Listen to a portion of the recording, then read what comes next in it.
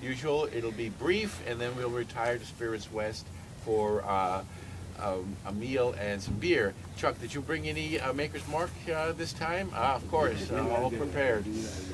So, I'd like to make my remarks about the question about whether do we still value liberty. Mr. Mencken wrote that liberty is the only genuinely valuable thing that men have invented, at least in the field of government, in 1,000 years. And few, at least here in America, would disagree. It is part of the mythos of the American founding that this nation was conceived in liberty. With this statement, we immediately hit a sour note, for the phrase conceived in liberty famously comes from Abraham Lincoln's Gettysburg Address, which Mr. Mencken described as a mellifluous and emotional statement of the obviously not true. The men who fought for self-determination at Gettysburg were not the Federals, but the Confederates.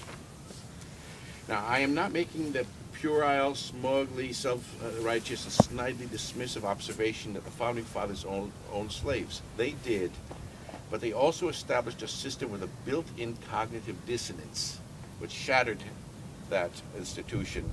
But elaboration of this idea is a topic for another day.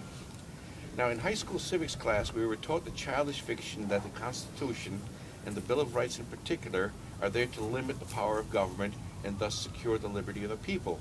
We were also taught that our government was a government of the people, by the people, for the people. But if this is so, why would we want to limit ourselves? The answer lies in the definition of government, which Mr. Mencken defines as the class of job seekers ever bent upon oppressing the citizen to the limits of his endurance. What are the prohibitions on what government may do? Again, Mencken. The execution of these prohibitions was put in the hands of lawyers, which is to say, into the hands of men specifically educated to discover legal excuses for dishonest, dishonorable, and antisocial acts. The actual history of the Constitution, as everyone knows, has been a history of the gradual abandonment of all such impediments to governmental tyranny. Mencken, writing in 1924, lamented that the old rights of the free Americans so carefully laid down by the Bill of Rights are now worth nothing. Bit by bit, Congress and the state legislatures have invaded and nullified them. He gave examples of the failure of the Supreme Court to preserve the rights of free Americans. This dates from 1917 to the 20s. The Espionage Acts cases, the labor injunction cases, the deportation cases, the Postal Acts cases, the Mann Act cases, and the Prohibition cases. Some of these are no longer good law. The names of most of these rubrics are sufficient to give one an idea of what they dealt with. The Mann Act dealt with prostitution, immorality, and what we now call human trafficking. Serious matters indeed, but the operative concept of immorality as expressed in the act was nebulous and made criminal certain consensual acts. Because of such writings and many others, Mencken today is lauded as a defender of liberty. Mencken is certainly a rich source of well-turned phrases, but was he a defender of what no one wants anymore, at least in the form understood by him and his contemporaries? Americans are happy with qualified liberties, the qualification being that liberty is the freedom to do what I approve of and something to be trumped by another consideration if it involves another doing something that I do not approve of. But is even this selective notion of liberty still operative? Is liberty part of the word noise of what passes for discourse today? The Americans complacently endure insults and indignities when they travel by air, and that speaks louder than words. In Mencken's time, the cases brought before the court which affected the old rights of the free American were matters of news. The newspaper reader had at least a sense of what was being considered and why it was important.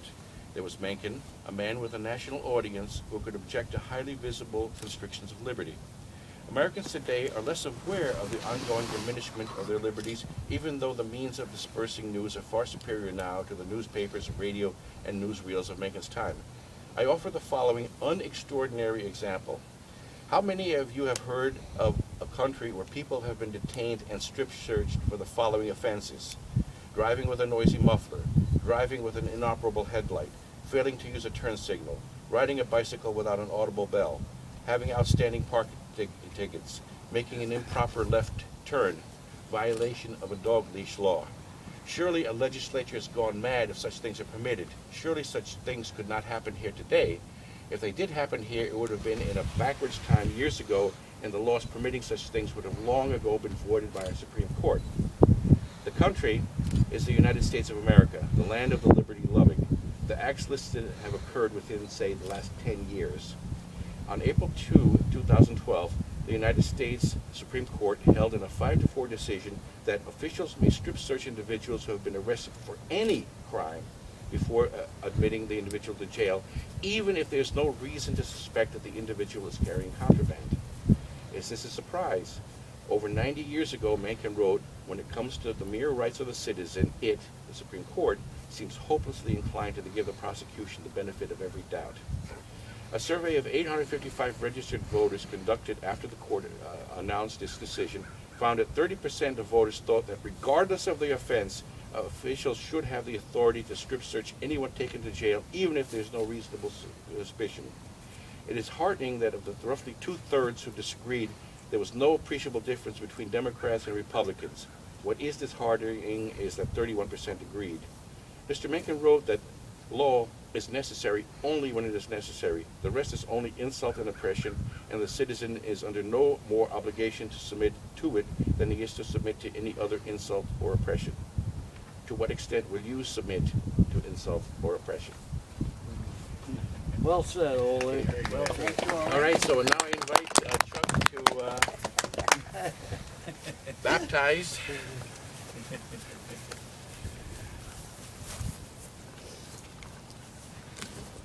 Well, Mr. Mencken, thank you for always being with us, and Mr. Richard. Right.